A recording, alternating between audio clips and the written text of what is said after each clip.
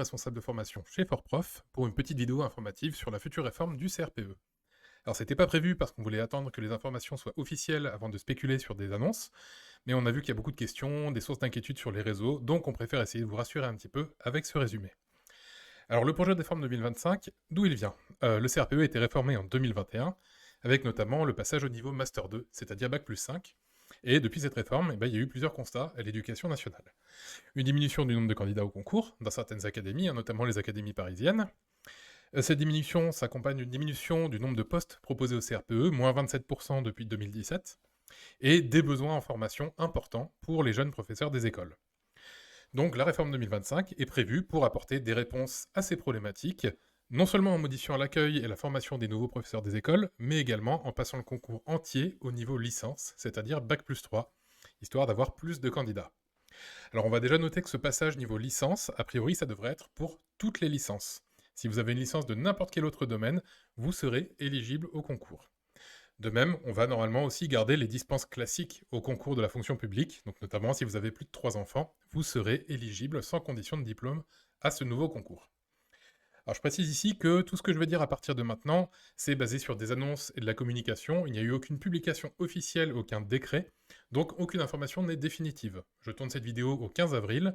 Si vous la regardez plus tard, il est possible que tout ait changé, mais bien entendu, on vous tiendra au courant.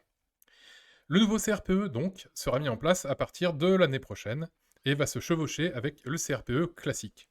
Ces deux concours auront lieu l'année prochaine, mais on ne sait pas encore si les dates seront les mêmes ou si vous pourrez passer les deux épreuves. Je reviens rapidement sur le CRPE actuel.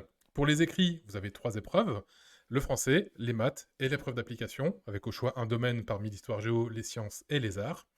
Et à l'oral, vous avez 2 épreuves d'admission, l'épreuve de leçon français et maths, et l'épreuve d'entretien avec EPS et CSE.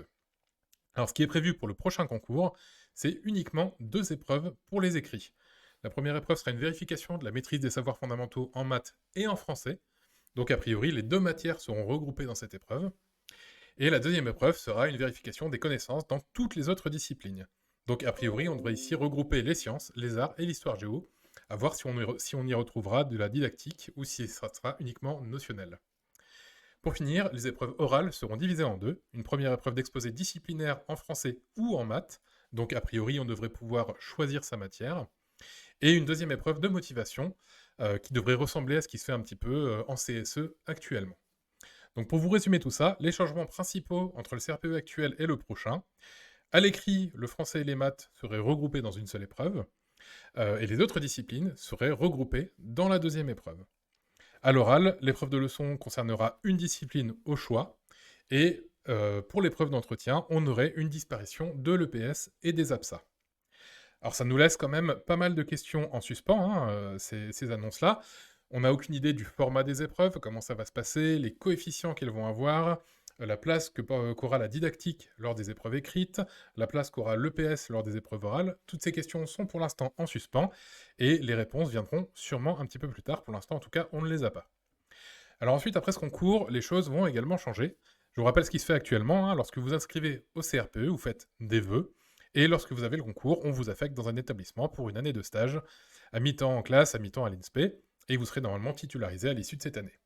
Pour le nouveau CRPE, à la suite de l'obtention du concours, vous serez obligatoirement inscrit dans un cursus de master de 2 ans, avec un temps partiel en classe et une rémunération, à hauteur de 1800 € net en M2, et pour l'instant c'est encore en débat entre le ministère et les syndicats pour le M1, donc je préfère pas trop m'avancer. En tout cas, vous serez titularisé à la fin du master. Ça nous laisse déjà une grosse question, qui revient assez souvent sur les réseaux.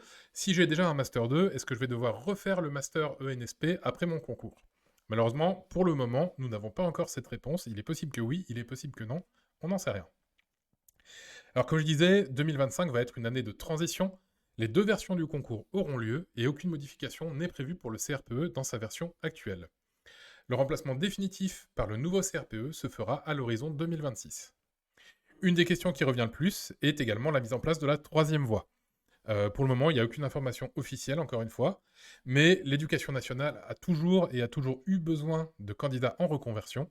Donc on ne sait pas quelle forme prendra le concours 3e voie, à quoi ressembleront les épreuves, mais ce qui est sûr, c'est que le CRPE 3e voie ne devrait pas disparaître. Si vous êtes en reconversion, vous pouvez vous rassurer.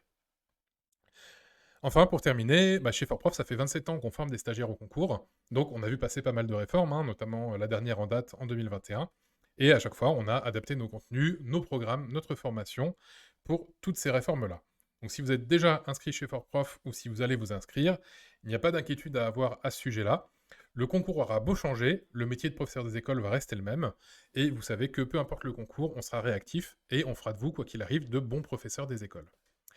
Voilà, pour terminer, si vous hésitez à passer le concours cette année, c'est justement la bonne année pour vous lancer. Le concours classique sera toujours là encore pour un an, donc il est possible que vous puissiez passer les deux concours en même temps, ce qui vous laissera le double de chance d'avoir le CRPE. Donc c'est le bon moment pour vous lancer, notamment dans la prépa anticipée.